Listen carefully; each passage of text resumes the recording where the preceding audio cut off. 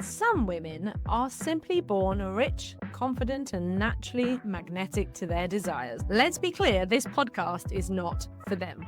However, if you're a soul-driven, visionary, or entrepreneurial woman who's been on a mission to learn how to create a better future bursting to come out of you, welcome to my world. I'm Jo Warwick, and this is Rich, Sexy, and Free.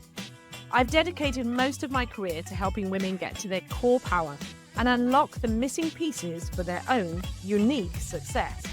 You may already know me as the author of the Big Book of Love. With 30 years experience in psychology, embodiment, manifesting, and energetics, we will be exploring together and with guests all things mindset, self-expression, and richer flow of money and love in your life. The keys to becoming rich, sexy, and free. So if this excites you, don't forget to like and subscribe on your favorite platform so you can stay up to date with the podcast.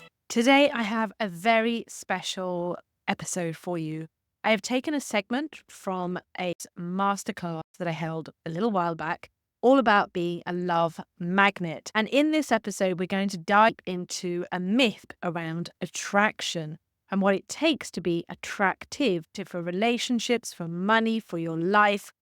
You can always drop me or message media at Rich, Sexy and Free on Instagram, YouTube or Facebook. Or of course, get in touch at richsexyandfree.com. You're either attractive or you're not. So being a love magnet, it's not about being attractive. The whole of this thing is about attraction, the power of the law of attraction, but the power of you and your attraction as a magnet to love, to manifesting the relationship you want, but also every aspect of your life. This lower dimensional belief system that we're either attractive or we're not. We either have to be dressed and made up and we're born a certain way of looking that makes us attractive, okay? It's not about how you look. The key is understanding that we are always attractive and always attracting. We are never not attracting. This is really important to understand, that you are an incredibly powerful manifester already.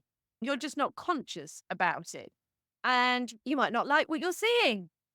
We're always attracting the frequency and the energy we are putting out, but we have two vibrations of frequency that need to line up. We have the frequency of our soul, and then we have the frequency of our body and mind. And when they are not together, we're putting out mixed messages to the universe. And when they come together, we get a perfect alignment with love, and we start really manifesting in a very big way. When we're not liking what we see, it's because it's not resonating with our soul, and therefore we're resonating from our blocks. The energy of love that flows through us is always either giving us the manifestation of the love that we're resonating with, or showing us the blocks. So thinking of Star Wars for a second, let the force be with you. And it's true, we either use the energy for us or against us. So we're either resisting the flow of love through us, to us, and for us, or we're going with it. And so when we're resisting it, we're actually turning our own creative force, the energy of love, against ourselves, simply turning it against ourselves and blocking ourselves from having what we want. Love energy is not just light and fluffy. It's also the sexual energy and the powerhouse energy that comes through your solar plexus, and it's grounded in masculine and feminine. So if there's a part of you you're rejecting and pushing against, it's going to be working against you and getting in your way and blocking you. That's the only thing that ever blocks you from getting what you want. I've got these pictures at different points. I have a very different face because of my own journey. The top right one, I am completely embodying physical energy of sex. And I am, well, fierce is the what I can describe. It's all sexual energy. I was in my 20s, and everything about me is kind of aggressive sexual energy. So yes, it looks sultry. I was using my physicality to attract, and it was shallow.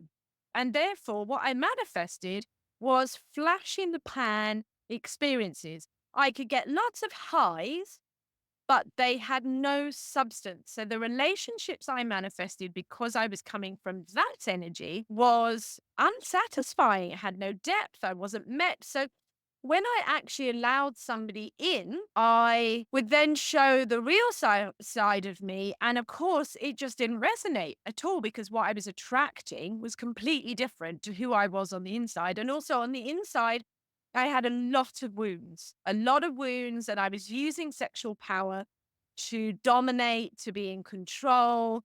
I was just basically out to screw over men. I didn't like them, didn't want to be near them. I wanted to control them. I was going to use my sex. I was drawing them in and I was drawing opportunities in and manifesting what looked like really great stuff. But actually, I was just out to control on a deep level of anger and wounding from early on in my life. So I had split energy and I was disappointed by what would turn up. So in this case, I manifested things and they had no longevity. The bottom one, I'm actually at Twickenham with my dad and I've had a Guinness and I'm in joy. I'm in joy, but I'm a lot fatter. Physically, I've put on weight and I'm in a place of hiding.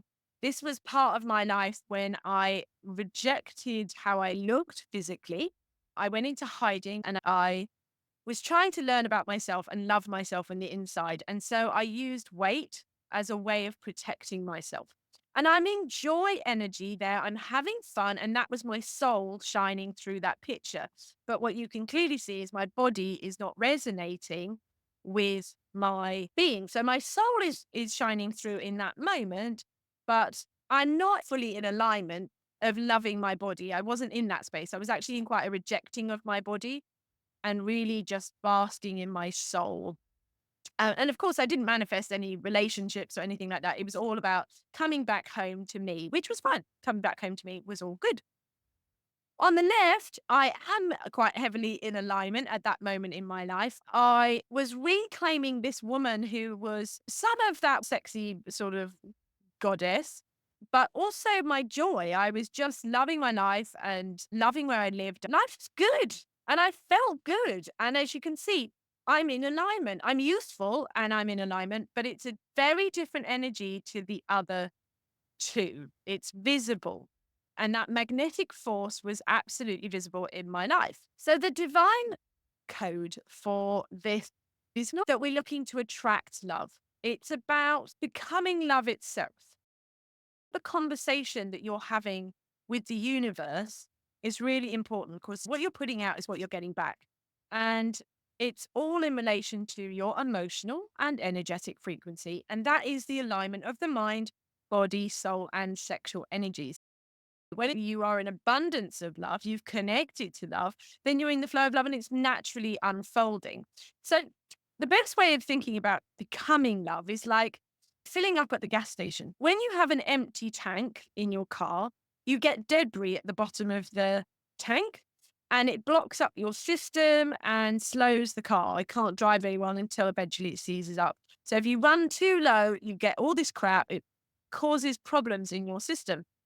But when you have a full tank of fuel and full tank of oil, your car just runs with ease and grace.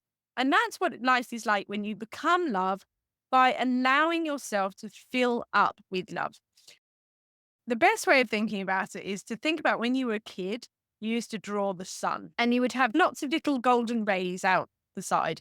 If you are the sun and you connect to that force, the little sun rays that come out are the aspects of your life. Your job is to become radiant by connecting to your soul. And to become love means to really connect to your soul and bring it out, bring it forward. That energy alignment. Lean back wherever you're sat. Place your hands on your heart space.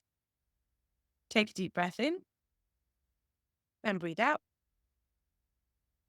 And again. And breathe out. And one more. Breathe in. Let go.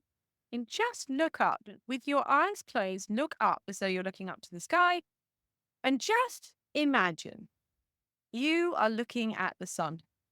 So all I want you to do is just imagine you are looking at the sun and it is shining down on your face. What it would be like to be sun gazing.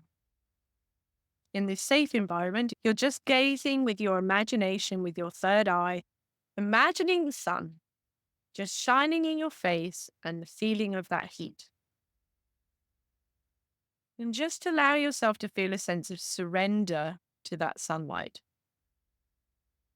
as it radiates onto your face, warming up your face, radiating across your chest, warming up your chest, radiating across your belly and across the front of your body. And just feel that for a moment. Just feel the ease of allowing in this moment for me to connect you just to a sense of love in its energetic form. Now, when we do this, you can feel it.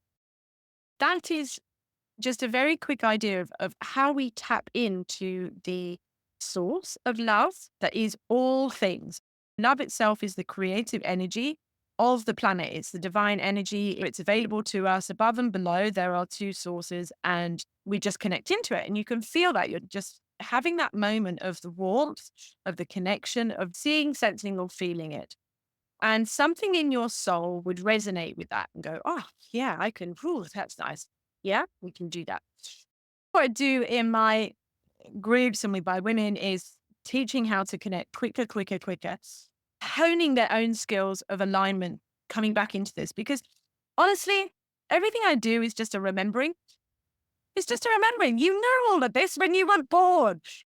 All I do is help people remember and come back to that alignment quicker and release everything that's in the way.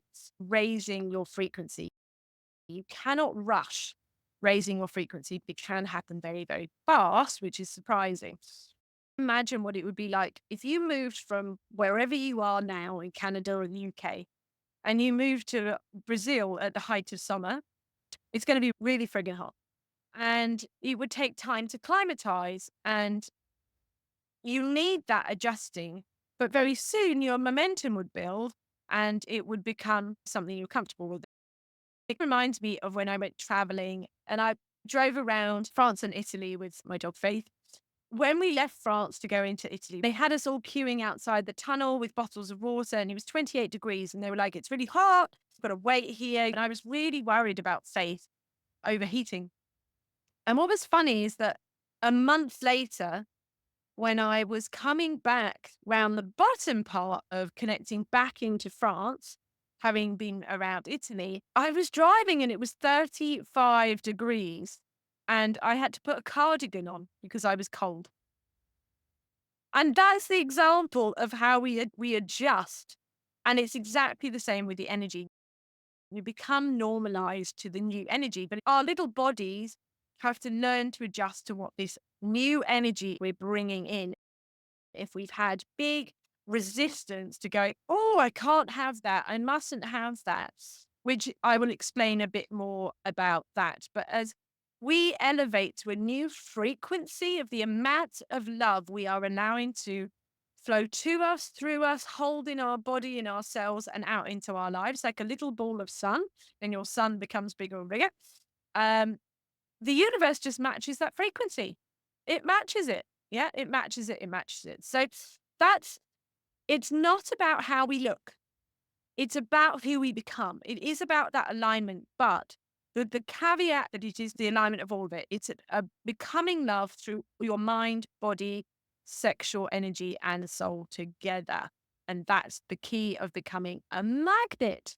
It's been great to connect with you today, but before you leave, if you want to find out more about how I can help you personally or check out any of my books, products, or coaching packages, just simply go ahead and visit richsexyandfree.com. And I look forward to seeing you next week on the podcast.